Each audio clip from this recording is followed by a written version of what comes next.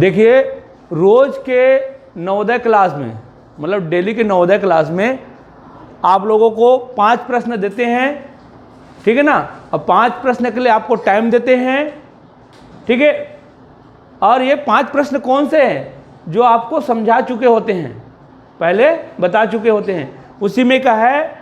इसलिए आपको हमेशा रिवीजन करते रहना है जो पिछले बताया है, और पीछे से ही आएगा 5 प्रश्न। समझ में आया? अब देखें 5 प्रश्न में आप लोग कितने सही किए हो, ठीक है। और ये बहुत हम लोग छांट के 5 प्रश्न बनाते हैं, समझ में आया? और प्रश्न क्या होते हैं, बहुत ही सरल होते हैं, देखते ही बनता है ना, ज़्यादा उसमें क्या करते हैं, ब्लैक बोर्ड भरने की जरूरत नहीं होता है, देखते ही बन जाता है। आपको दिमाग बस लगाना है। जैसे अब प्रश्न में आते हैं, 667 को रोमन गिनती में लिखो। 667 को रोमन गिनती में लिखो। तो हमको पहले 600 जानना है। क्या जानना है? 600 जानना है। तो देखो ये क्या है, 6000 है, और ये क्या है 100, और ये 500। कितना हो गया? 600 हो गया। गलत, इधर 500 किधर आता है, क्या होता है, कम होता है। ध्यान रखना, जब भी डेरी बाजू आता है तो क्या होता है, कम होता है। जैसे ये कितना है बताओ?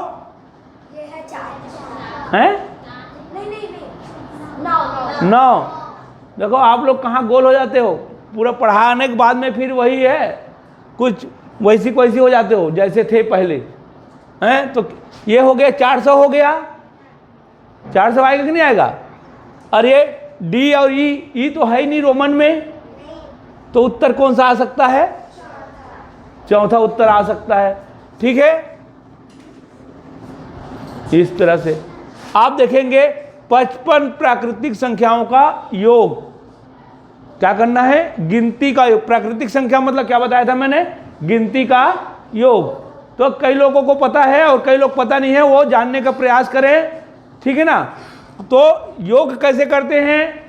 55 हाँ, 55 से एक ज़्यादा करके बटे 2। अब जो कटेगा काटेंगे, तो सम संख्या कौन सा है? ये वाला। तो सम संख्या वाला हमेशा 2 से जाता है, ये ध्यान रखना। 2 एक कम, 2 दूनी 4, और 2 अट्ठे 16। अब 28 का पहाड़ा पढ़ेंगे। 28 पंचे जानो, सरल पंचे का पहाड़ा सबका होता है जितना 8 का होता है। 8 पंचे 40, 140। समझ में आया? तो मैं गुना करने का तरीका बताया था मैंने। 28 पंचे 140 लिखो। तो कहाँ से लिखना पड़ेगा? यहाँ से ना। अब 28 पंचे 40 से कहाँ से शुरू होगा? 5 से। इस तरह से गुना करने का तरीका बताया आपको। हाजिरी हासिल वासिल नहीं देना है, हासिल देने से क्या हो जाएगा, गड़बड़ भी हो सकता है। अब जोड़ दो और ये हमारा उत्तर आएगा। हाँ 5। कौन सा उत्तर आया? हाँ, जोड़ने में गलती करेगा इसलिए ये भी उत्तर दिया है। कई बार जोड़ने में 6 कर दिया तो उत्तर आ सकता है, ठीक है ना। और 14 भी आ सकता है उत्तर, कहीं एक ठो ऑप्शन 14 दे देंगे। तो जो जोड़ने में गलती करेगा वो दोबारा नहीं देखेगा, उत्तर तो आ गया बोल के फट से लिख देगा। इसलिए जोड़ने घटाने में ध्यान से देना। जैसे अभी हम लोग 14 लिख दिए थे और 14 ऑप्शन में रहता तो मैं इधर देखता क्या? नहीं देखता, और उत्तर आगे करके कर लेता। और घर में भी आगे बताते कि मैंने हाँ बनाया, सही में सही बना है। देखो अब जब बना के फिर से देखता, अरे ये तो 15 आ रहा है, गड़बड़ हो जाता। हाँ, तो इस तरह से देखेंगे। अब नेक्स्ट देखें, 4006, 4055, 44,004 और 444 का योग फल क्या होगा? ये जोड़ना है। तो सबसे जोड़ने में किसको लिखते हैं? पहले बड़ी संख्या को। तो बड़ी संख्या क्या है? 44,004। उसके बाद क्या है? हजार वाला। हाँ, इसमें दोनों को किसी को भी लिख सकते हैं। 4055, 4055। तो यहाँ तक आएगा।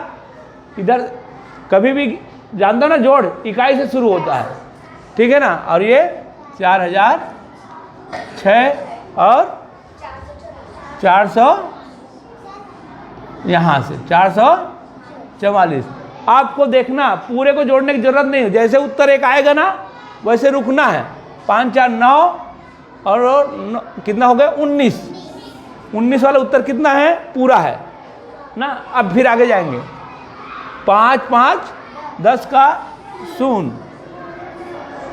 और हासिल आया 1। 5 509 वाला एक ही है। अब आगे नहीं जोड़ना है आपको, मैं बता दिया। समझ में आ गया नहीं आया? नीरज बाहर हल्ला हो रहा है, देखो तो। चुप कराने बोलो, सर आ रहा है बोलना नहीं तो।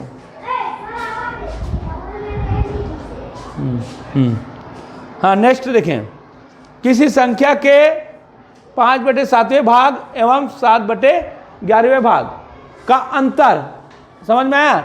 क्या बोला बेटा? संख्या के, याद रखना संख्या के माने इसमें क्या लग जाएगा, x। ध्यान देना सभी, इसमें x लग जाएगा तो ये संख्या भी बनेगा तो 5x। जैसे x के, किसी संख्या के लिखा ना, किसी संख्या के 5/7, तो इसमें क्या हो जाएगा, गुना हो जाएगा तो 5x हो जाएगा। 5x/7 ऋण 7x/11 ये आएगा। अब इसका क्या क्या आ जाएगा, बराबर, अंतर क्या है 6। बताया था आप लोगों को। अब इसका लस आएगा, क्या आएगा 77, 77 आएगा। ये कितने बार में हो रहा है, 11 बार में, तो 11 पंचे 55। समझ में आ रहा है कि नहीं आ रहा? ये 11 बार में हो रहा है तो 11 कहाँ चला जाएगा, ऊपर। ये हो गया 55x ऋण, ये कितने बार में होगा 5, तो 5 बार कहाँ जाएगा, ऊपर। तो गुना हो जाएगा तो क्या हो जाएगा, हाँ 11 7, तो ये 7 हो जाएगा तो 7 7 49x, ठीक है, बराबर 6, बराबर 6। अब इसको घटाने से कितना आएगा, 4 आएगा क्या, 6 आएगा, 6 आएगा। 6x/77 बराबर 6। अपने को क्या मान रखना है, संख्या जानना है, तो इसको जानना है। तो ये कहाँ चला जाएगा, नीचे। अब ये कहाँ चला जाएगा, ऊपर। इतना ध्यान रखना, आपको बनाने सीखना है। नहीं आता तो घर में और बना के देखना है, यूट्यूब आपको मिलेगा, ठीक है ना।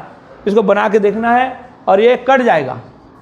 उत्तर कौन सा आया, 100 बराबर 77। तो बनाए हो, हाँ गुड, 77 बनाए हैं। तो बनाने वाले ही जाएंगे, ये सरल है। अब आते हैं पांचवा। 7 के पावर कितना है, 5। 9 के पावर कितना है, 7। 11 का पावर 9। पावर के मतलब क्या समझते हो, क्या समझते हो, हाँ घात। तो उतने बार लिखना है, लेकिन ध्यान देना यहाँ एक भाज्य है, इसका अलग से पावर हो जाएगा। ये कितना हो जाएगा, 3 3 हो जाएगा, फिर 3 का पावर 7 हो जाएगा। तो इस तरह से समझेंगे इसको। देखें,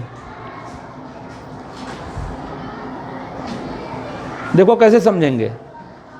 ये तो 7 का पावर होगा तो 7 बार होगा, 1 2, अरे कितना बार होगा, 5 बार, 2 3 4 5 हो गया, 1 2 3 4 5 हो गया।